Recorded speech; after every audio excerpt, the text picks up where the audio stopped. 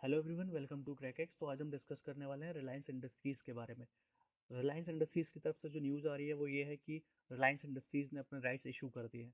अब rights issue क्या होता है ये हम जानेंगे। जो डेट फिक्स की गई है वो है 14 मई। आगे चलते हैं, देखते हैं। ऐसा बताया जा रहा है कि मुकेश अंबानी जी ने 53,125 करोड़ रुपीज़ के राइट्स इशू किए हैं अपनी कंपनी के, and that is to be declared on 14 मई। बोर्ड ऑफ मेंबर्स की मीटिंग में ये डिसाइड किया गया 9 मई को रिलायंस इंडस्ट्रीज अपने राइट्स इशू की डेट जो है वो separately, opening date and the closing date separately notify करेगी, आपको इन्फॉर्म करेगी। ठीक है। और 30 अप्रैल को रिलायंस इंडस्ट्रीज के मालिक मुकेश अंबानी जी ने बोल दिया था उनकी जो शेयर की वैल्यू रहेगी, राइट्स इशू के शेयर की वैल्यू जो रहेगी वो रहेगी 1257 पर शेयर। और इसका जो रेशियो दिया गया था वो दिया गया था 1:15। और ये माना जा रहा है कि ये अब तक का सबसे बड़ा कंट्री का बिगेस्ट रेशियो है। 1:15 का मतलब क्या हुआ यहाँ पे? 1:15 का मतलब ये हुआ कि सपोज आपके पास 15 शेयर्स हैं पहले से रिलायंस इंडस्ट्रीज के, तो आपको ये एक शेयर मिलेगा 1257 का। ऐसे ही अगर मान लीजिए आपके पास 45 शेयर्स है तो आपको जो 3 शेयर्स मिलेंगे वो मिलेंगे 1257 के। इट मीन्स अगर आपके पास 15 शेयर है तो आपको एक शेयर जो है वो कम प्राइसेस में मिलेगा, क्योंकि अभी जो प्राइस वैल्यू चल रही है रिलायंस इंडस्ट्रीज के शेयर्स की वो है 1500 अराउंड। तो आपको यहाँ पे रीबेट थोड़ी सी मिल जाएगी। ठीक है, उसके बाद हम आगे चलते हैं। The rights issue is the first of its kind for the Reliance industries in almost 30 years. जो राइट्स इशू हो रहे हैं कंपनी के, ये पहली बार हो रहे हैं 30 सालों में अब तक। ठीक है, और ऐसा माना जा रहा है कंपनी ऐसा इसलिए कर रही है ताकि वो अपने कर्जे से बाहर आ सके, अपनी डेब्ट से बाहर आ सके। आगे चलते हैं। जैसे कि अभी हमने बताया कि रिलायंस इंडस्ट्रीज अपनी डेब्ट से बाहर आना चाहती है और लगभग उसके पास 16 लाख करोड़ रुपीस का कर्जा है। 16 लाख करोड़ रुपए का कर्जा होने के बाद उसने ये डिसीजन लिया है और उसका एम है कि बाय द एंड ऑफ 2020 और in the first quarter of 21 वो इस कर्जे को पूरा खत्म कर दे। अब जैसा कि हमें पता है कि बहुत सारे इन्वेस्टर्स, जैसे कि 5.7 बिलियन फेसबुक इन्वेस्ट करने जा रहा है रिलायंस इंडस्ट्रीज में। उसके बाद 750 मिलियन एक प्राइवेट इक्विटी फर्म है सिल्वर लेक करके, वो इन्वेस्ट करने जा रही है।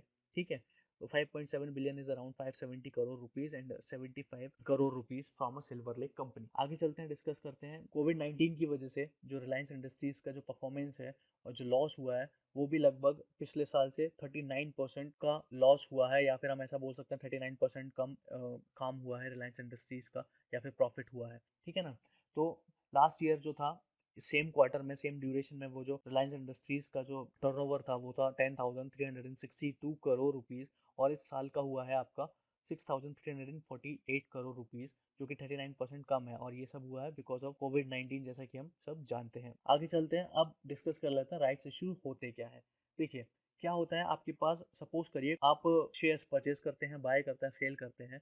ठीक है, तो क्या होता है कि कंपनी के कुछ शेयर हैं जो कि एनएससी में लिस्टेड हैं, बीएसई में लिस्टेड हैं, या फिर किसी भी स्टॉक एक्सचेंज में लिस्टेड हैं। वैसे इंडिया के पास केवल दो ही हैं, एनएससी एंड बीएसई। उनके शेयर जो होते हैं वो वहाँ पे लिस्टेड होते हैं। तो वो चाहते हैं कि अब हमें थोड़े से पैसे की ज़रूरत है, या फिर हमें इन्वेस्टमेंट करना है, या फिर हमें एक्सपेंशन करना है अपनी कंपनी का।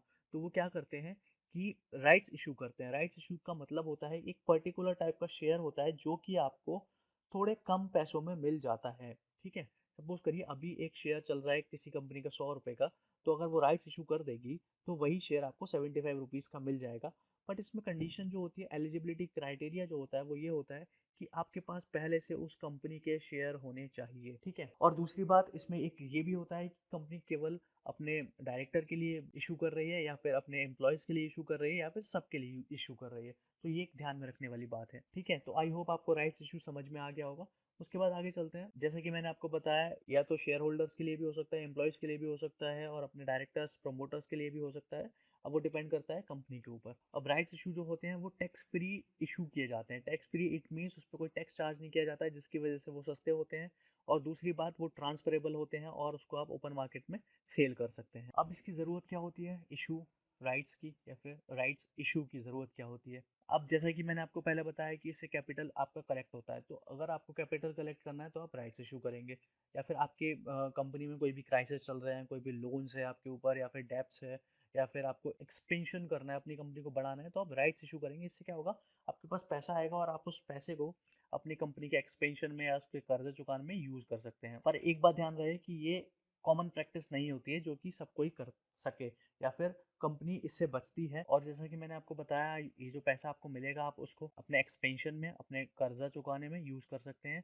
और एक और बात जो है ध्यान में रखने वाली, और दूसरी बात ये होती है कि आपको अपनी कंपनी को बचाने के लिए ये कदम उठाने पड़ते हैं।